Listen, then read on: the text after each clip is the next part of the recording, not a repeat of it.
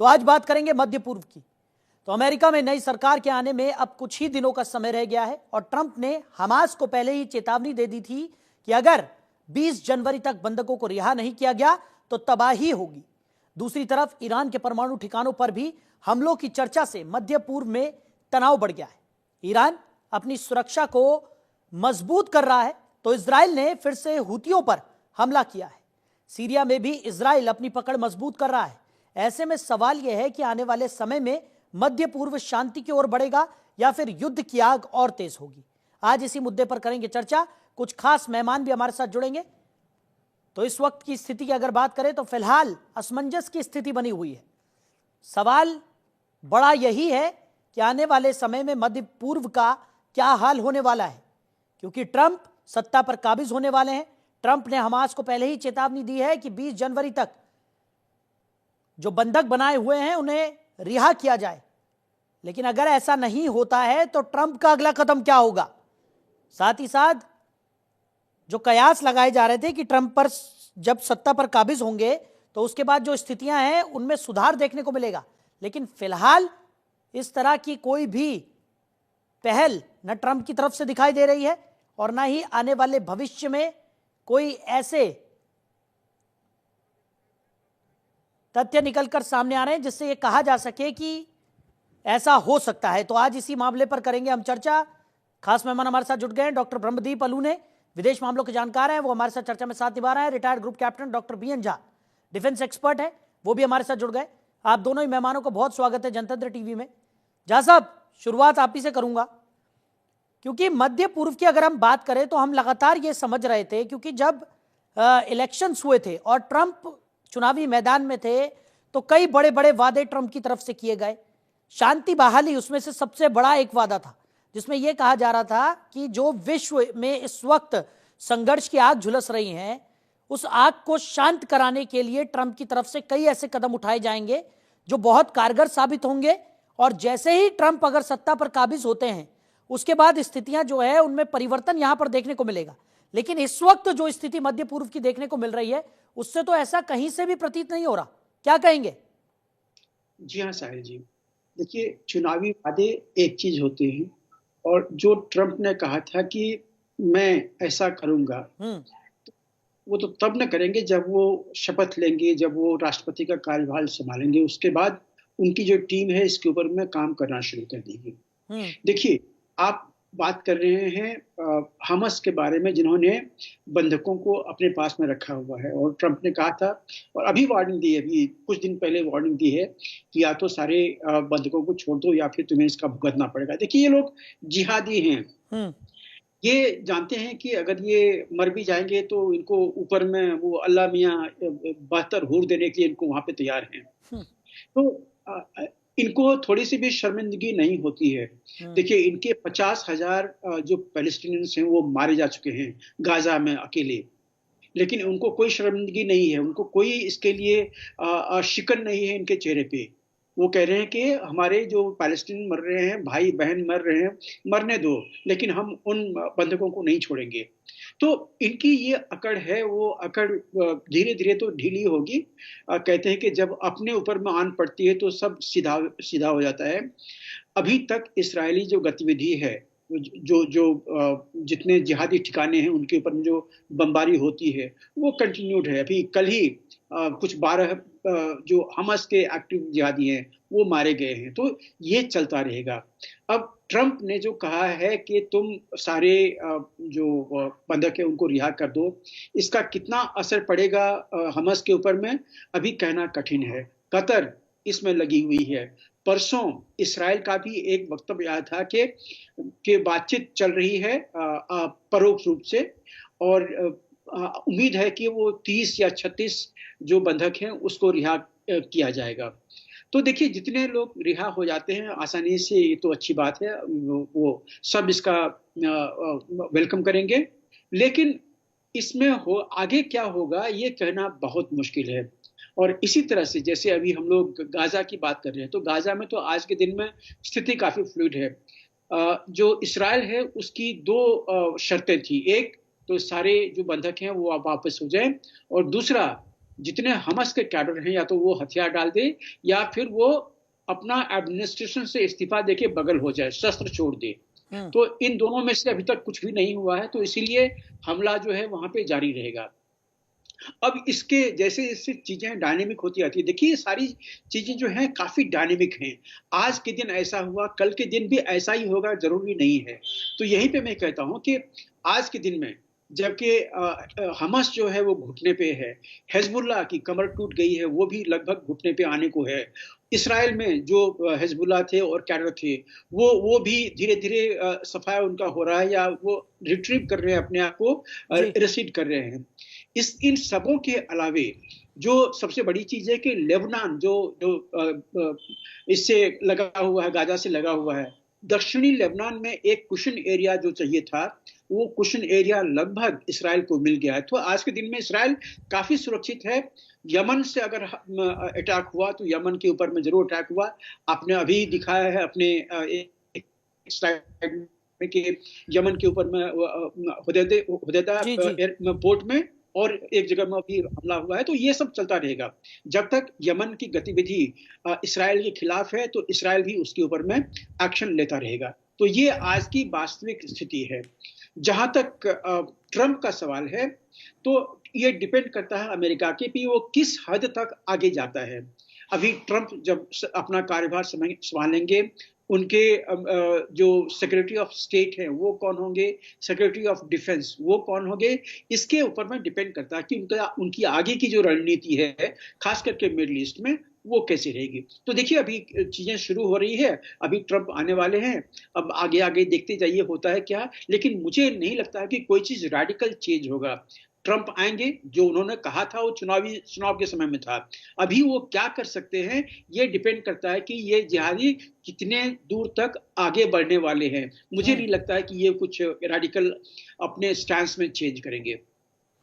ठीक है, डॉक्टर ब्रह्मदीप अलूने भी हमारे साथ है, विदेश मामलों की अच्छी खासी समझ रखते हैं। डॉक्टर साहब, अभी झा साहब ने जो पॉइंट्स रखे, कई मायनों में अगर देखा जाए तो वही इस वक्त सही नजर आ रहे हैं, लेकिन उम्मीदें जो है वो ट्रंप से बहुत ज्यादा हो गई थी, क्योंकि ट्रंप जिस तरीके से अपने चुनावी प्रचार प्रसार में लगातार ये कहते हुए नजर आए कि शांति बहाली को लेकर उनके प्लान्स हैं, उनकी रणनीतियां हैं, और जैसे ही वो सत्ता में काबिज होंगे उसके बाद शांति बहाली का जो रास्ता है वो पूरी तरह से साफ हो जाएगा। लेकिन अब ट्रंप का जो बदला हुआ तेवर यहां पर देखने को मिल रहा है, क्योंकि हमास को सीधे शब्दों में चेतावनी दे दी गई है कि वो 20 जनवरी तक जो बंधक है उन्हें यहां पर रिहा करे, नहीं तो उसके बाद अंजाम भुगतना उसको पड़ सकता है। ऐसे में क्या इसे आने वाले तबाही का एक बड़ा काउंटडाउन यहां पर माना जा सकता है, जो समय ये चल रहा है? सर जी देखिए, आवाज आ रही है मेरी? जी जी, सुन पा रहे हैं सर हम, बोलिए। जी देखिए, ट्रंप जो इस बार सत्ता में आ रहे हैं, तो पूरी दुनिया में बहुत सारे अंदेशे हैं, और ट्रंप ने ऐसा एहसास दिलाया है या ऐसा दावा किया है कि दुनिया की समस्याओं की जो पूंजी वो उनके हाथों में, दुनिया की समस्याओं का समाधान करने के लिए वो आ रहे हैं। लेकिन ट्रंप 2016 में भी आए थे, और उस समय जब वो आए थे तब क्राइमिया पर रूस का कब्जा हो चुका था। तो क्या ट्रंप वो कर पाए थे? ट्रंप जब आए थे तब उत्तर कोरिया जो है वो हथियार बना रहा था, तो लेकिन ट्रंप किम जोंग से बात करने के बावजूद क्या हथियारों की जो वो उत्पादन कर रहा था उसको रोक पाए थे? क्या ट्रंप जो है वो ईरान को रोक पाए थे, ईरान जिस प्रकार से मदद कर रहा था? तो दरअसल बात यह है कि ट्रंप के दावों को अंतर्राष्ट्रीय कूटनीति के लिहाज से देखा जाए तो वो ज्यादा नजर आते हैं, और ट्रंप यह दावा कर रहे हैं कि वो दुनिया की समस्याओं का समाधान तुरंत कर देंगे। लेकिन यह एक शगुफा हो सकता है, उससे ज्यादा कुछ हो नहीं सकता, क्योंकि हमास जो है वो अनियंत्रित आतंकियों का ऐसा संगठन है जिसको शक्ति संतुलन, शक्ति सामंजस्य या आदर्शवाद से कोई लेना देना ही नहीं है। उसका वो जो है वो इजराइल के अस्तित्व को मानता ही नहीं है, और हमास एक संगठन नहीं है। उसके साथ गजा में जो मर चुके हैं, उसके बाद जो जिंदा बच्चे हैं, उसकी बहुत सारी भीड़ है। तो जब तक आप लोकतांत्रिक तरीके से दुनिया में परिवर्तन की बात नहीं करेंगे, तब तक कोई बदलाव होने वाला नहीं है। आप तुरंत ईरान पर हमला करने की बात कर देंगे, ऐसा नहीं हो सकता, क्योंकि ईरान का जो रणनीतिक पार्टनर है वो रूस बैठा हुआ है। आप तुरंत हमास का क्या करेंगे? यदि आप फिलिस्तीन पर अमेरिका भी हमला करने लगेगा तो इस्लामी दुनिया जो है वो अमेरिका के विरोध में खड़ी हो जाएगी। और क्या ट्रंप इस्लामिक दुनिया को अमेरिका के विरोध में खड़ा करने का साहस कर पाएंगे? तो ट्रंप के दावे अपनी जगह है, उनकी चुनावी रैलियां अपनी जगह थी, उनकी सोच अपनी जगह है, उनकी राजनीति अपनी जगह है, लेकिन आंतरिक राजनीति और दुनिया की जो वैश्विक परिदृश्य होता है उसमें जमीन आसमान का फर्क होता है। और ट्रंप चाहे जितने शक्तिशाली क्यों नहीं हो, अमेरिका चाहे जितना शक्तिशाली क्यों नहीं हो, लेकिन उसकी जो अर्थव्यवस्था है, जो उसकी राजनीति, जो उसकी कूटनीति है, वो डॉलर पर चलती है। और डॉलर का सिर्फ लेना देना अमेरिका से नहीं होता। यदि अमेरिका का को बहिष्कृत कर दिया, जिस प्रकार से ट्रंप के जो अलग अलग दावे आ रहे हैं, उनके अलग अलग कथन आ रहे हैं, तो वो यूरोप से भी दुश्मनी लेना चाहते हैं, वो नेटो से भी दुश्मनी लेना चाहते हैं, वो यूक्रेन को मदद देना बंद कर देना चाहते हैं, वो चाहते हैं कि फलस्तीन में भी समस्या का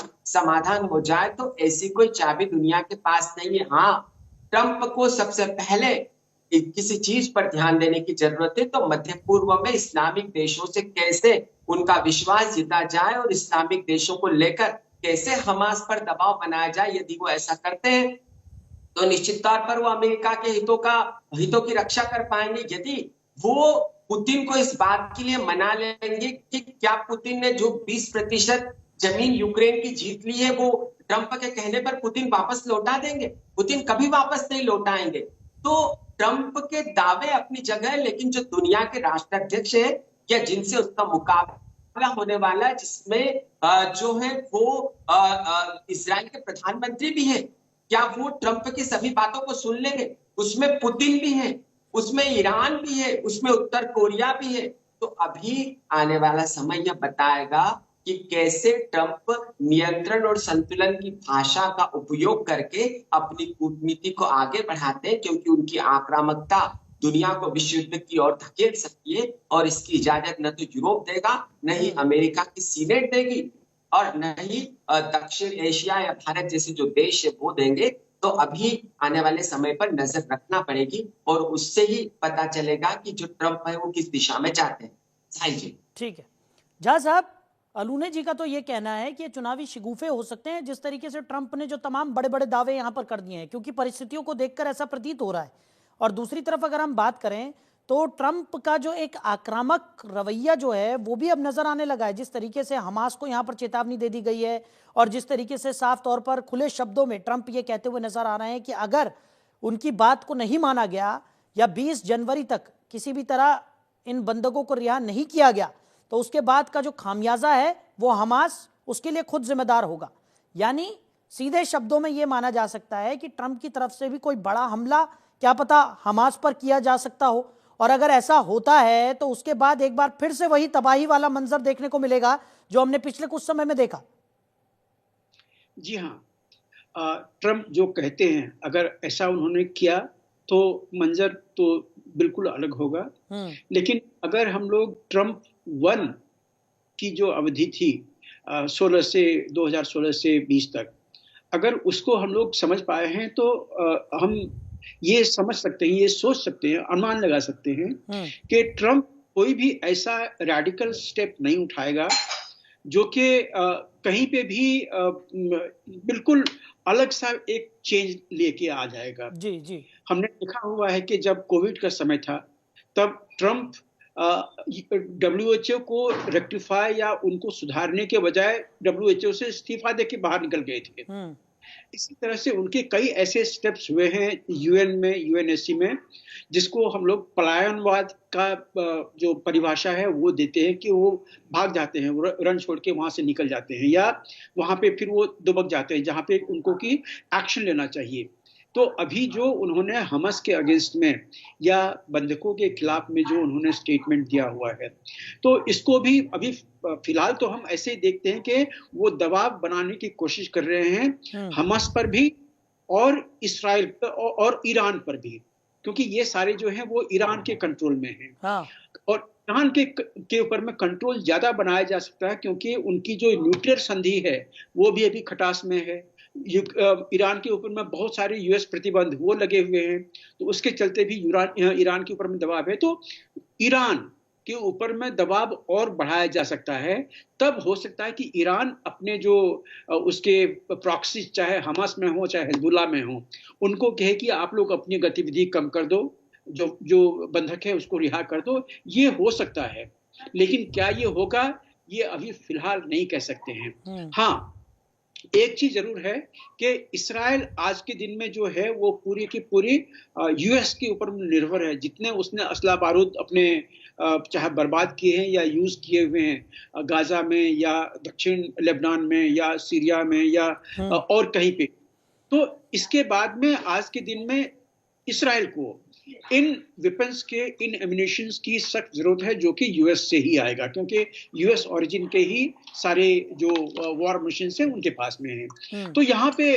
जो इसराइल है वो यूएसए के ऊपर में निर्भर है, इसमें कोई दो बात नहीं है। तो इसीलिए ट्रंप जो कहते हैं कि हम इस वॉर को बंद कर सकते हैं, तो दोनों जगह में, चाहे वो यूक्रेन हो चाहे वो गाजा हो, यहाँ पे अमेरिकी साजो सामान आ रहे हैं मिलिट्री के। अगर वो साजो सामान बंद हो जाएं तो ये वॉर जो बंद हो जाएगा। लेकिन अमेरिका कभी भी इसराइल को ये साजो सामान बंद नहीं करेगा, क्योंकि वो उसका बहुत पुराना एलाय है और वो कुछ भी किसी भी हद तक इसराइल को बचाने के लिए जाएगा। आप याद कर लीजिए कि मेडिटेरेनियन में पिछले 1.5 साल से अमेरिकी 2 बेड़े जो हैं वो वहां पे गश्ती लगा रहे हैं जी। किसके लिए? सिर्फ इसराइल के लिए, कि कहीं और से आके, चाहे लेबनान चाहे सीरिया चाहे ईरान, कहीं से आके वो मेडिटेरियन में सागर में आके इसराइल पे हमला ना करते। इसी तरह का रेड सी में भी इसी तरह की चौकसी बरती जा रही है। तो ये सारा यूएस सिर्फ इसराइल को बचाने के लिए कर रहा है। तो इसीलिए यूएस आगे के दिनों में भी इसराइल को बचाने की कोशिश करेगा, जहां तक हो सके बंधकों को छुड़ाने की कोशिश करेगा, और इसराइल के जो इमीडिएट जो कंसर्न्स हैं टेररिज्म रिलेटेड, उसको कहीं न कहीं एड्रेस करने की सोचेगा। हिजबुल्लाह को ऑलरेडी घुटने पे ला दिया है, हमास ऑलरेडी घुटने पे है, अब बचा यमन में जो हूती है, हूती को भी अटैक शुरू कर दिया है। तो मुझे लगता है कि इसराइल कहीं न कहीं आने वाले दिनों में सेफर महसूस करेगा। लेकिन जब तक ये जिहादी आसपास में हैं, ये आपको चैन से जीने नहीं देंगे, आपको कहीं न कहीं एक रेडिकल स्टेप तो लेना ही पड़ेगा। ठीक।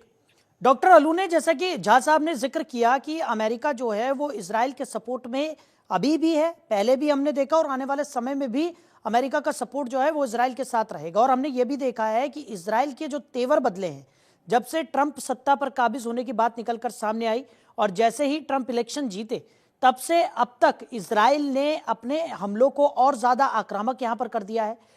ईरान की अगर हम बात करें तो ईरान का जिक्र जैसे कि झा साहब ने किया था कि वो भी अपनी तरफ से तैयारियां यहां पर जरूर कर रहा है, क्योंकि हमने देखा था कि न्यूक्लियर पावर प्लांट जो ईरान का है उसके आसपास की जो सिक्योरिटी है उसको भी और ज़्यादा कड़ा कर दिया गया था, वहाँ पर प्रशिक्षण और ज़्यादा बढ़ा दिए गए थे। अब ऐसे में कई तरह के सवाल यहाँ पर उठ रहे हैं। ईरान को लेकर सवाल ये है कि ऐसा ना हो कि ईरान बौखलाहट में कोई ऐसा कदम उठा ले जिससे कि आने वाले समय में न्यूक्लियर वॉर का खतरा यहाँ पर बढ़ जाए। दूसरी तरफ इजराइल के हमले लगातार आक्रामक हो रहे हैं, और अब ट्रंप अगर उन्हें खुली छूट दे देते हैं तो वो भी कुछ ऐसा कदम उठा सकते हैं जिससे कि आने वाले समय में वर्ल्ड वॉर का जो खतरा है वो और ज्यादा बढ़ जाए।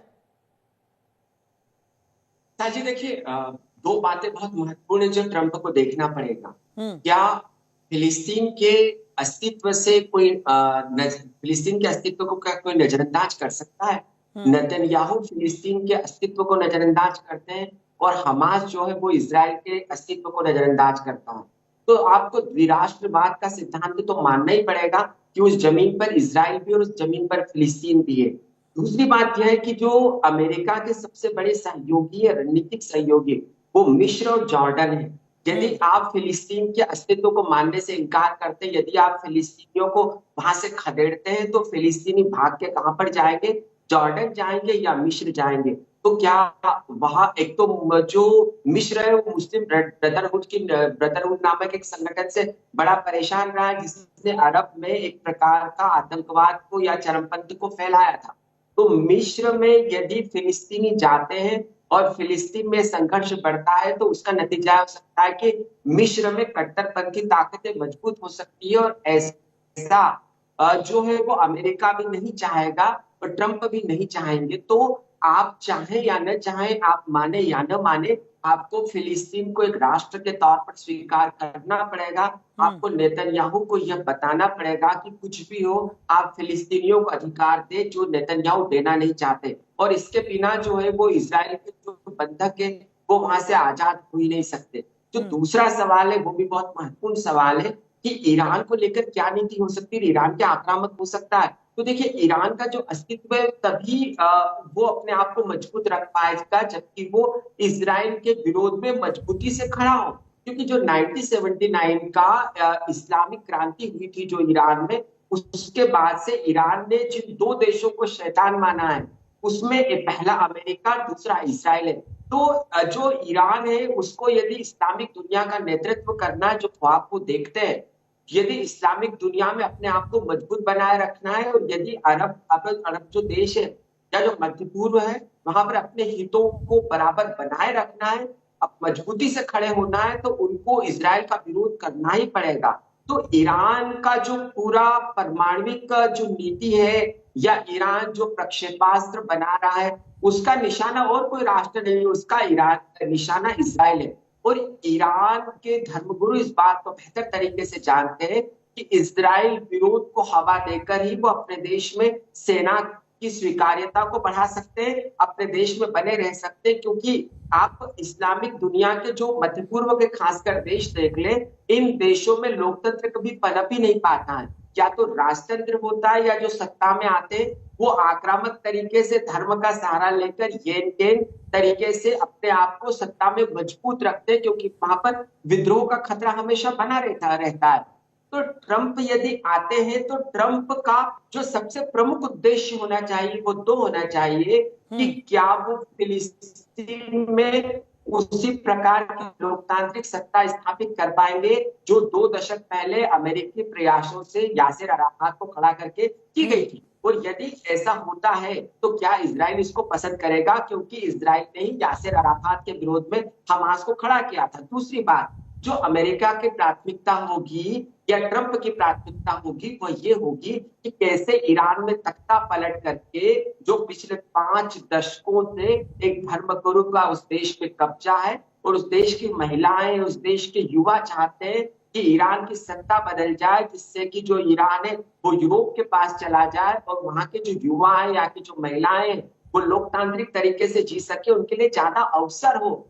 तो यदि ट्रंप इस नीति पर काम कर सकते हैं तो वो ज्यादा कारगर होगी, लेकिन ट्रंप ऐसा आक्रामक तरीके से नहीं कर सकते, क्योंकि यदि वो आक्रामकता बरतते हैं तो अमेरिका का विरोध ईरान में भी होगा और अमेरिका का विरोध फिलिस्तीन में भी होगा। और यदि दोनों देशों में विरोध होता है, यदि आम जनता विरोध करती है तो तख्ता पलट कभी हो नहीं पाएगा। तो ये चुनौतियां ट्रंप के सामने है। अब देखना यह है कि ट्रंप यूरोप का सहारा लेकर, लोकतांत्रिक देशों का सहारा लेकर, भारत जैसे देशों को मध्यस्थ बनाकर यदि इस दिशा में आगे बढ़ते तो निश्चित तौर पर अमेरिका को इसका फायदा मिलेगा, ट्रंप को फायदा मिलेगा। लेकिन ट्रंप आक्रामक तरीके से अपने हितों की पूर्ति करना चाहते तो मुझे नहीं लगता साहिल जी कि वो कामयाब होंगे। ठीक है जहाँ साहब, समय हमारे पास थोड़ा सा कम है, जल्दी से मैं आपसे चाहूंगा सीधा सवाल मेरा कि जिस तरीके से लगातार अमेरिका की तरफ से हमास को धमकी दी गई है और अगर बंधकों को यहां पर रिहा नहीं किया जाता है तो हमास को उसके बहुत ज्यादा व्यापक जो दुष्परिणाम है वो यहां पर भुगतने पड़ सकते हैं, ऐसा ट्रंप का कहना है। अब आने वाले समय में क्या लगता है, हूती हमास का संपूर्ण सफाया हम देख सकते हैं? क्या आने वाले समय में ऐसा कुछ प्रतीत हो रहा है? और अगर दूसरी तरफ बात की जाए तो ट्रंप के ऊपर जिस तरीके से ये पूरे संघर्ष निर्भर करते हुए नजर आ रहे हैं, उस पर आपकी क्या प्रतिक्रिया है? जल्दी से सर, समय थोड़ा सा कम है। बिल्कुल संक्षिप्त में, हूती को आप छोड़ दीजिए, हूती यमन में है, उसको सफाया करने का न तो इसराइल की तमन्ना होगी और न उसके बूते में। ठीक है, हिजबुल्लाह ऑलरेडी आज के दिन में घुटने पे आ चुका है। हमास वो खत्म होने के कगार पे है, लेकिन पूरा का पूरा मध्य पूर्व जो है अभी बिल्कुल अनस्टेबल हो गया सीरिया के सत्ता परिवर्तन के बाद। अब सीरिया जो है वो टूटने के कगार में है। उसका नदन पार्ट वो जा रहा है, इसके पास में कुर्दिश जो एरिया है वो कुर्द ले रहे हैं, जो दक्षिण का एरिया है वहां पे गोलान हाइट के बाद में इसराइल ने ऑलरेडी वहां पे कदम जमा लिए हैं, और जो वहां की जो आर्मी थी जो उन्होंने मध्य पार्ट रख दिया है, तो सीरिया टूटने के कगार पे है, और वो पूरा का पूरा एरिया जो है आज के दिन में अनस्टेबल है, और उसमें आप ईरान और इराक भी ले लीजिए। तो मध्य पूर्व जो है काफी फ्लूइड स्टेट में है, आगे कहां जाएगा ये अभी कहना मुश्किल है, लेकिन बंधक का छूटना ये सिर्फ इसी बात पे निर्भर करता है कि हमास को आप कितना इन्फ्लुएंस कर पाते हैं। इसमें जो मध्यस्थता है उसकी रोल बहुत बड़ी है। ठीक है, चलिए झा साहब, अलूने जी, आपने अपना कीमती समय हमारे साथ साझा किया और इस चर्चा में साथ निभाया, इसके लिए आप दोनों का भी बहुत शुक्रिया। समय की कमी के चलते हमें इस चर्चा को यहीं विराम देना होगा। तो ट्रंप का आक्रामक रवैया किसी से छिपा नहीं है। हमास को साफ तौर पर ट्रंप ने चेतावनी दी है कि आने वाले 20 जनवरी तक अगर बंधकों को रिहा नहीं किया तो दुष्परिणाम भुगतने के लिए हमास पूरी तरह से तैयार रहे।